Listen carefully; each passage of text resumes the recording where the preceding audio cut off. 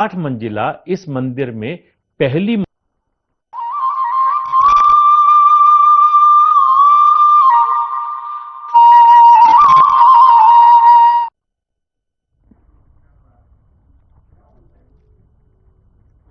नमस्कार, उत्तराखंड के बुलेटिन में स्वागत है आप सभी का। मैं हूं आपके साथ ज्योति यादव। चलिए बुलेटिन की शुरुआत करते हैं। खबर देहरादून से है, जहां सुरकंडा देवी मंदिर में पूजा अर्चना करने सीएम पुष्कर सिंह धामी पहुंचे। बताते चले कि स्थानीय लोगों ने मुख्यमंत्री पुष्कर सिंह धामी का स्वागत किया। रोपवे के माध्यम से मुख्यमंत्री मां सुरकंडा देवी के धाम पहुंचे। दरअसल मुख्यमंत्री ने ही इस रोपवे का लोकार्पण किया था।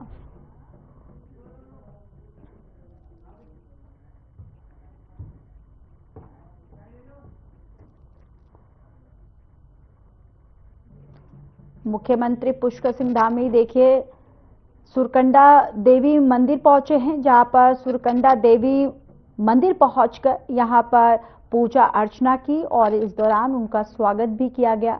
पूजा अर्चना करने के बाद मुख्यमंत्री यहां पर तमाम जो स्टॉल्स है उन स्टॉल्स वालों से बातचीत करते हुए नजर आ रहे हैं और इनका भव्य स्वागत देखिए तस्वीरों में दिखा सकते हैं। मुख्यमंत्री पुष्कर सिंह धामी का भव्य स्वागत किया गया। रोपवे के माध्यम से वो सुरकंडा मंदिर पहुंचे, जहां पर उन्होंने पूजा अर्चना की। निकाय चुनाव पर सियासी माहौल गर्म है। इस चुनाव में एक नगर पालिका परिषद अध्यक्ष, एक नगर पंचायत अध्यक्ष और कुछ कांग्रेस पार्षदों के नामांकन निरस्त किए गए हैं, जिस पर उत्तराखंड कांग्रेस ने नाराजगी जताई है। बताते चले कि इस मुद्दे पर कांग्रेस के प्रदेश उपाध्यक्ष सूर्यकांत धमासमान ने बीजेपी पर हमला बोल दिया है। उन्होंने कहा कि बीजेपी सरकार ने उत्तराखंड में उत्तर प्रदेश की और बिहार की तर्ज पर बाहुबली वाली प्रक्रिया अपनाई हुई है।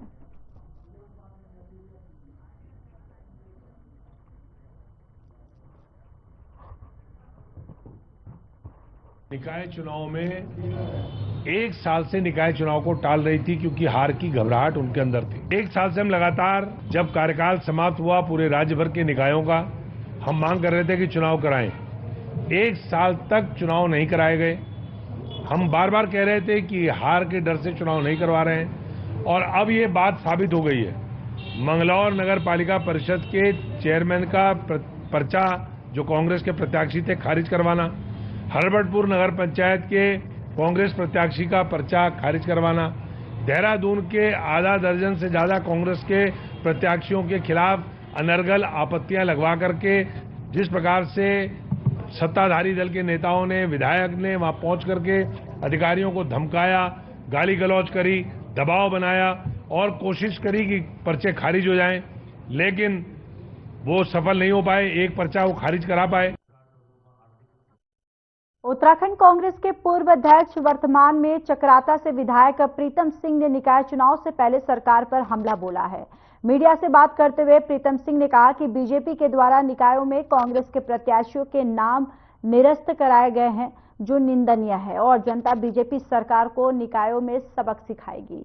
वहीं जब कांग्रेस की गुटबाजी पर उनसे पूछा गया तो उन्होंने कहा कि कांग्रेस एक बड़ा परिवार है और जो भी लोग नाराज हैं उनको मनाने का पूरा प्रयास किया जाएगा और वो कांग्रेस के साथ ही रहेंगे।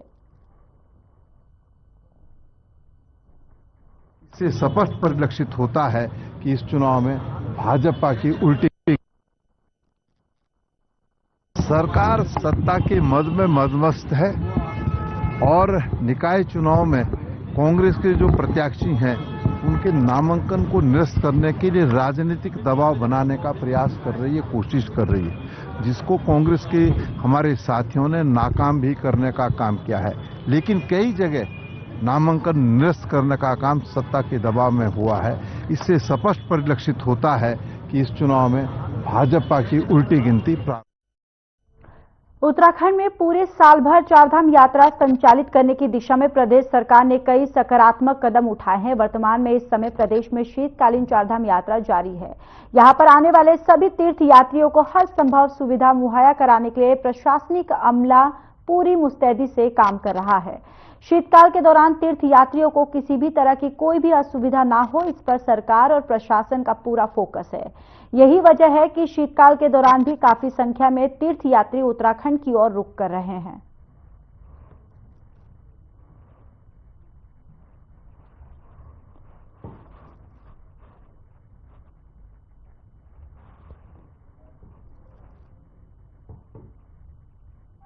ये एडवाइजरी कॉपी आपको हम दे देंगे, आप इसको व्यापक प्रचार प्रसार करेंगे तो लोगों को राहत मिलेगी।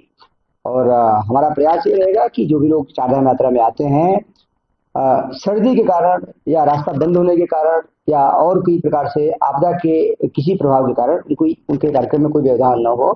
अगर कोई व्यवधान होता है तो इसको हम सुनिश्चित करेंगे कि उनकी परेशानी दूर हो सके, इस दिशा में काम किया जा रहा है।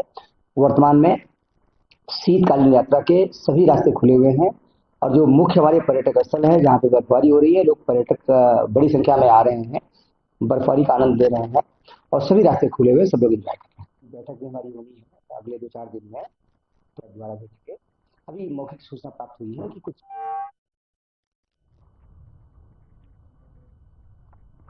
उत्तराखंड सरकार की शीतकालीन चारधाम यात्रा को प्रमोट का बड़ा व्यापक असर दिखा है। क्रिसमस से लेकर न्यू ईयर सेलिब्रेशन तक बड़ी संख्या में लोग शीतकालीन पड़ाव पर पहुंचे।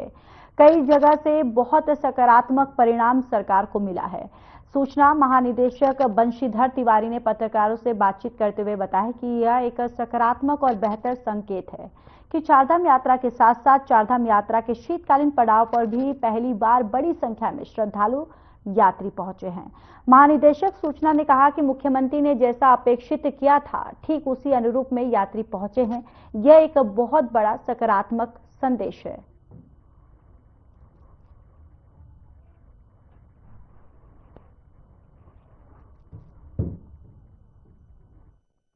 देखिए, माननीय मुख्यमंत्री जी के द्वारा पहले भी इस संबंध में निर्णय लिए गए थे और सभी विभागों को निर्देशित किया गया था कि चारधाम यात्रा की तैयारियां किया जाए, वो चाहे सड़क से संबंधित है, स्वास्थ्य है, बिजली है, और साथ ही साथ सूचना विभाग को भी निर्देशित किया गया था कि इसका व्यापक प्रचार प्रसार किया जाए कि जो देव डोलियाँ हैं आकर के जो देव स्थान है जहाँ पर प्रवास करते हैं उनके बारे में लोगों को बताया जाए ताकि आकर के लोग जो तीर्थयात्री हैं उसका दर्शन लाभ उठाएं। तो हम लोगों ने भी अपने स्तर से काफ़ी उसमें प्रचार प्रसार किया, तो उसका बड़ा अच्छा देखने को परिणाम मिल रहा है। और कल नए वर्ष पर भी नरसिंह देवता, ओंकारेश्वर महादेव और मुखवा में और खरसाली में काफ़ी भीड़ रही।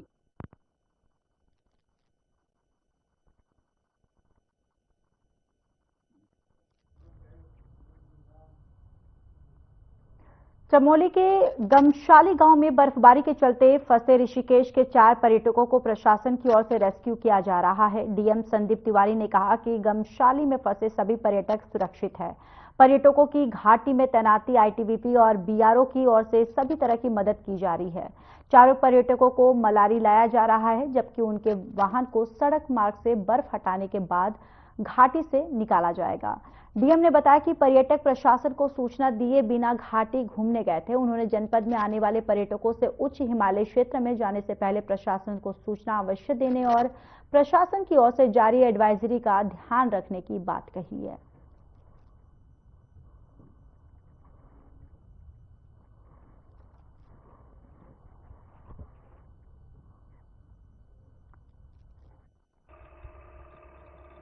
और 27 दिसंबर को ऋषिकेश के कुछ पर्यटक मलारी के पास बर्फबारी में गाड़ी के साथ फंस गए थे और चूंकि वो नीति घाटी की तरफ जा रहे थे और प्रशासन को बिना सूचना के, बिना किसी अनुमति के वो जा रहे थे। हालांकि मलारी में और गमशाली में इनर लाइन परमिट की आवश्यकता नहीं होती है, लेकिन समय समय पे मौसम के फोरकास्ट भी जारी किए गए थे और उसके बाद वो पर्यटक वहाँ बर्फबारी में फंसे थे, जिनको लोकल लेवल पर आईटीबीपी और बीआरओ ने अकोमोडेशन और फूड का सहयोग दिया है। और क्योंकि बर्फ बहुत ज़्यादा पड़ी थी तो रास्ता खोलने में समय लग रहा था।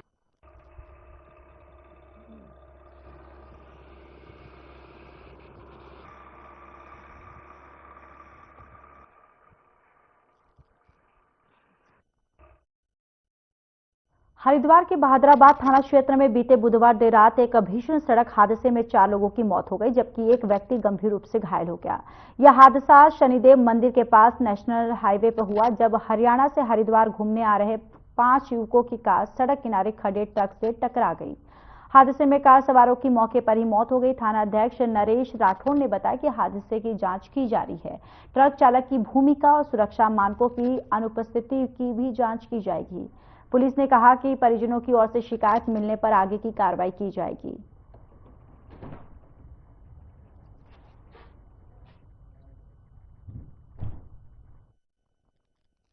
ये सभी लोग मूलतः रेवाड़ी के रहने वाले थे, हरियाणा के, और रेवाड़ी से हरिद्वार की ओर आ रहे थे। देर रात्रि लगभग 11:30 बजे थाना बहादुराबाद को ये सूचना मिली कि पोरस ये केमिकल फैक्ट्री के पास एक ट्रक जो साइड में खड़ा था सड़क के, उसके पीछे से जो रुड़की की ओर से एक आर्टिगा गाड़ी आ रही थी, उसने हिट कर दिया है, जिसपे गाड़ी में सवार 5 व्यक्तियों में से 3 व्यक्तियों ने मौके पर डेथ हो गई थी। उनके शव मोर्चरी भिजवाए गए थे। दो व्यक्ति गंभीर रूप से घायल थे।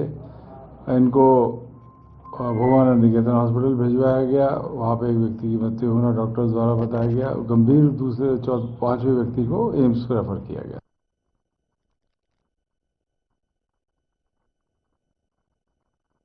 अब निकल जाएगा, कोई नहीं पड़ा है ये तो।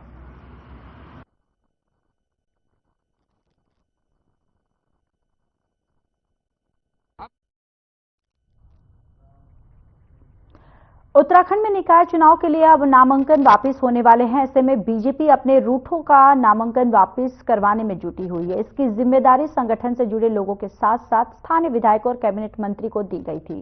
इस बारे में उत्तराखंड बीजेपी के प्रदेश अध्यक्ष महेंद्र भट्ट ने कहा कि सभी जगह से ऐसे संदेश आ रहे हैं कि जिन लोगों ने पार्टी से नाराज होकर अपना नामांकन कराया था, वो सब लोग आज नामांकन वापस ले लेंगे।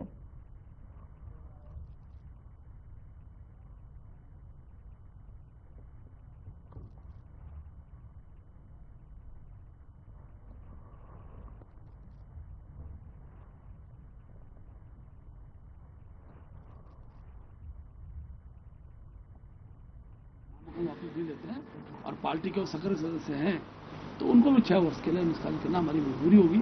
और मैंने अपील भी की है, लगातार 2 दिन मैंने सभी अपने जो कार्यकर्ताओं अपील भी किया है कि अनेकों अवसर खुलते हैं सत्ता में, हमें केंद्र में सरकार, राज्य में सरकार, जिले में सरकार, नगर पालिकाओं में सरकार, हर व्यक्ति के लिए रास्ते बनेंगे।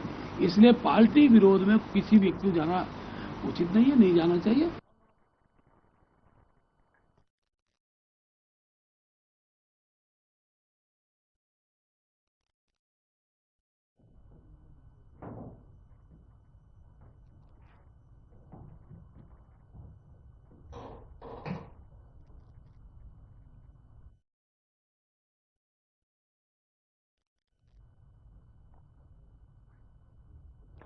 खबर विकासनगर से बताते चले कि नगर निकाय चुनाव की सरगर्मियां तेज हो चुकी हैं। वहीं कुछ पार्टी के पदाधिकारी अपनी पार्टियों को बदलने में लगे हुए हैं।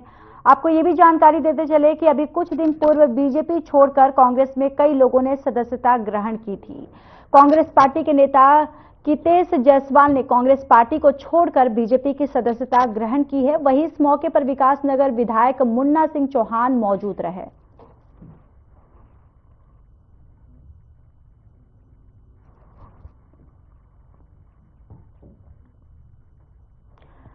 तो देखिए, कांग्रेस पार्टी छोड़कर कई लोग जो है वो बीजेपी का दामन जो है उन्होंने थाम लिया। कितेश जायसवाल बीजेपी में शामिल हुए तो यहां पर कांग्रेस को एक बड़ा झटका जो है लग गया है। और कांग्रेस को यहां पर बताते चले कि कई जो लोग हैं, कई जो नेता हैं, उन्होंने कांग्रेस का दामन छोड़कर बीजेपी में शामिल हो गए हैं। तो यहां पर निकाय चुनाव को लेकर देखिए, एक तरफ तैयारियां जो है वो भी जोरों शोरों पर है, तो वहीं जो नेता है उनका भी ये सिलसिला शुरू है कि बीजेपी छोड़कर वो कांग्रेस में शामिल हो रहे हैं। तो वहीं कई नेता जो हैं वो कांग्रेस छोड़कर बीजेपी का दामन जो है उन्होंने थाम लिया। और कितेश जायसवाल जो है उन्होंने भी कांग्रेस का दामन छोड़कर बीजेपी का दामन जो है वो थाम लिया है। तो यहाँ पर एक कांग्रेस को एक और बहुत बड़ा झटका लगा है।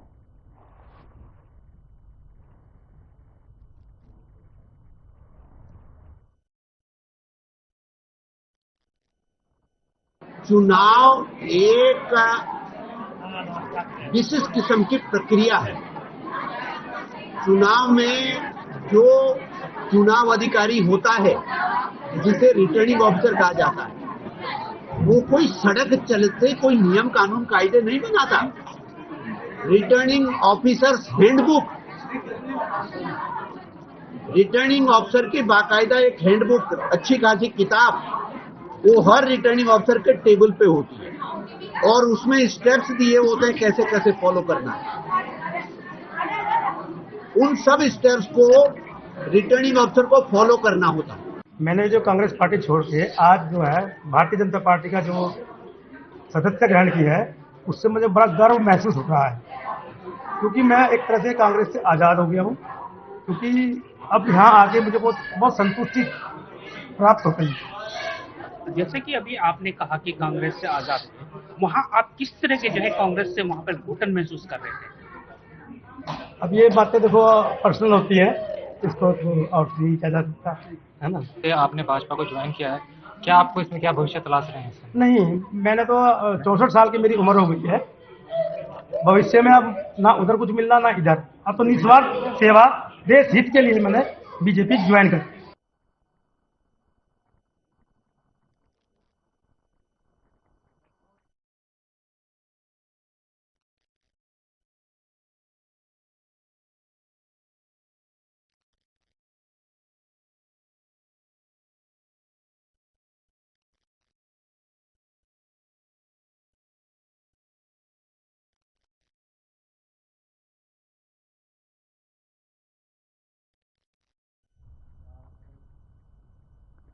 इकतीस दिसंबर की रात पूरी दुनिया ने नए साल का जश्न मनाया, तो वहीं उत्तराखंड में नए साल की रात 14 करोड़ 26 लाख की शराब की बिक्री हुई। उत्तराखंड सरकार ने भी नए साल के जश्न को धूमधाम से मनाने के लिए और राज्य की इकोनॉमी को बूस्ट करने के लिए कई रियायतें भी दी थी।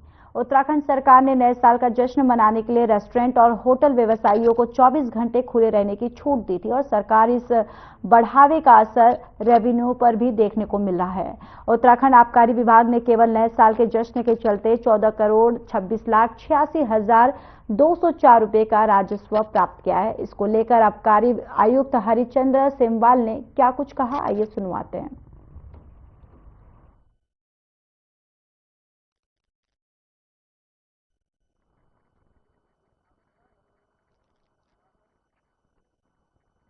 उत्तराखंड राज्य सरकार के द्वारा श्रम विभाग ने अपने आदेश जारी करते हुए सारे होटल रेस्टोरेंट वगैरह जो है पर्यटकों की सुविधा के दृष्टिगत 24 घंटे चालू रखने के आदेश कर दिए थे।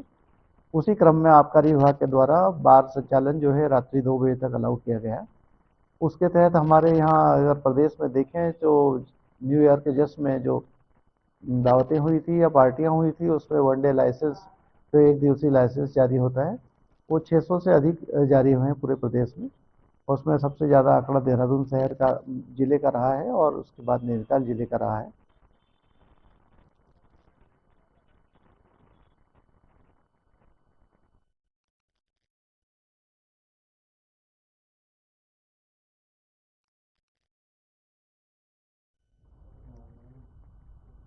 नगर निकाय चुनाव के मद्देनजर अल्मोड़ा में राजनीतिक सरगर्मी तेज हो गई है। कांग्रेस से प्रदेश उपाध्यक्ष बिट्टू कर्नाटक जिला संगठन मंत्री त्रिलोचन जोशी ने कांग्रेस से सत्याग यानी कि त्याग पत्र दे दिया है और वहीं कांग्रेस विधायक मनोज तिवारी ने एक प्रेस वार्ता का आयोजन किया, जिसमें आम आदमी पार्टी के जिलाध्यक्ष आनंद सिंह बिष्ट के साथ आधे दर्जन पदाधिकारियों ने कांग्रेस का दामन थामा। इसके साथ ही कई अन्य लोगों ने भी कांग्रेस की सदस्यता ली। इस मौके पर विधायक मनोज तिवारी ने कहा कि कांग्रेस की रीति और नीतियों से प्रभावित होकर लोग पार्टी से जुड़े रहे हैं। निकाय चुनाव में कांग्रेस पूरी ताकत के साथ उतरेगी और जीत हासिल करेगी।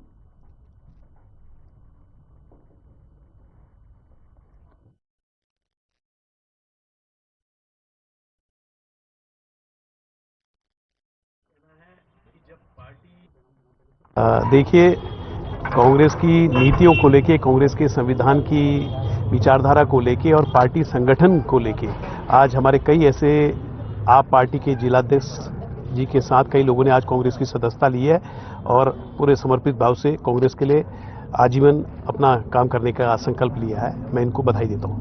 देखिए, पार्टी ने इन सभी लोगों को बहुत सम्मान दिया जब इन्होंने दूसरी पार्टी से कांग्रेस की सदस्यता ली है और हमेशा सम्मान दिया है और सम्मान देने का संकल्प लिया था। लेकिन मुझे समझ में नहीं आता है कि उन्होंने पार्टी छोड़ी है और मैं इस बारे में बहुत ज़्यादा कुछ टिप्पणी नहीं करना चाहता हूँ।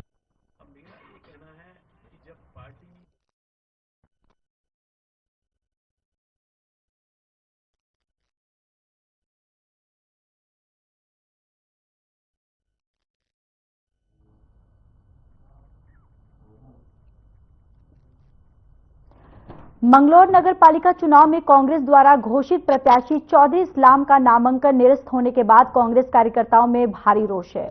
नामांकन निरस्त होने के बाद कांग्रेस ने निर्वाचन अधिकारियों पर मनमानी करने का आरोप लगाया। बताते चले कि प्रेस वार्ता करते हुए विधायक काजी निजामुद्दीन ने कहा कि जिन दस्तावेज पर उनका चर्चा खारिज किया गया है, उन दस्तावेजों पर 4 बार चौधरी इस्लाम चुनाव लड़ चुके हैं। ये बीजेपी की चाल है। उपचुनाव में मिली करारी हार का बदला लेने के लिए कांग्रेस प्रत्याशी का पर्चा निरस्त किया गया है।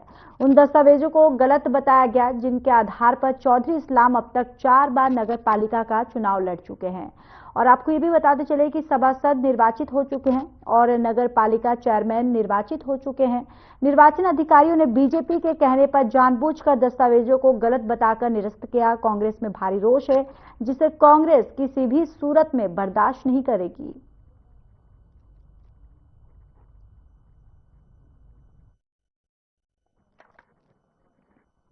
भारतीय जनता पार्टी और भारतीय जनता पार्टी के लोग 2027 के विधानसभा चुनाव के बाद इतने दहशत में और इतने डरे हुए हैं कि उनकी लड़ने की एक क्षमता जो है वो बिल्कुल खत्म हो गई। वो चुनाव लड़ने में, लोकतंत्र में विश्वास नहीं रखते हैं। और ये कहना अतिशयोक्ति नहीं होगी कि एक तरीके से उन्होंने चूड़ियां पहन ली हैं। और चूड़ियां पहनने से मेरा तात्पर्य चौधरी साहब का, कांग्रेस प्रत्याशी का नामांकन रद्द करना और जोर जबरदस्ती के साथ नामांकन रद्द करवाना, ये उसी चूड़ी पहनने का सबूत भी है। अगर उनमें लड़ने का मादा होता तो लड़ते, चुनाव मैदान में आते। आज लोकतंत्र के लिए बिल्कुल काला दिन है और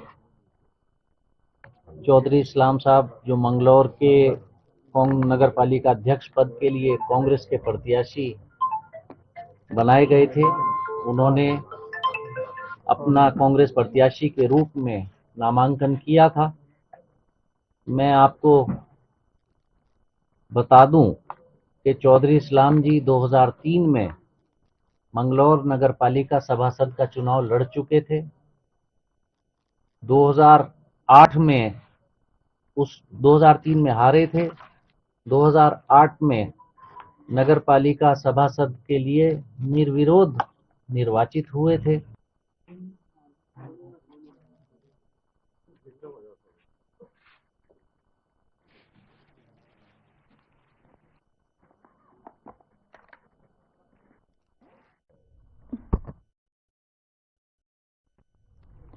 उत्तराखंड में 23 जनवरी को होने वाले निकाय चुनाव की तैयारियां जोरों शोरों से चल रही है। आपको बताते चले कि मेयर सहित अन्य पदों पर चुनाव लड़ रहे प्रत्याशियों ने अपना प्रचार प्रसार करना शुरू कर दिया। तो वहीं हल्द्वानी नगर निगम के बोर्ड तल्ली बमोरी क्षेत्र से बीजेपी पार्षद प्रत्याशी गिरीश नैनवाल अपने बोर्ड के सभी लोगों से मिल रहे हैं। चुनाव के बीच गिरीश ने अपने चुनाव कार्यालय का उद्घाटन किया, जहां उद्घाटन में बीजेपी के नगर अध्यक्ष प्रताप रेखवाल सहित तमाम वरिष्ठ नेता मौजूद रहे। इसी दौरान नैनवाल ने कहा कि उनके वार्ड में तमाम समस्याओं का ढेर है। उन्होंने कहा कि अगर वे जीत जाते हैं तो सभी समस्याओं को दूर करने का प्रयास करेंगे। वहीं कार्यालय उद्घाटन में पहुंचे बीजेपी नेता कमल उप्रेती ने कहा कि बीजेपी ने वार्ड 9 के एक शिक्षित और कर्मठ व्यक्ति को पार्षद का टिकट दिया है।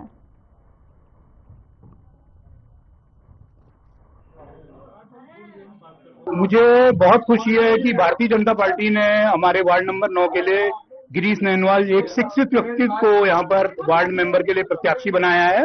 और पूरा मोहल्ले, जितना भी पूरा हमारा वार्ड है, उसका एक बहुत अच्छा समर्थन हमें प्राप्त हो रहा है, क्योंकि एक शिक्षित और मृदुभाषी एक व्यक्ति हमारे समक्ष इस बार आया हुआ है और जिसने कि अपने पद में नहीं रहते। उत्तराखंड के बुलेटिन में इतना ही। बाकी देश और दुनिया की तमाम बड़ी खबरों के लिए बने रहिए हमारे साथ। नमस्कार।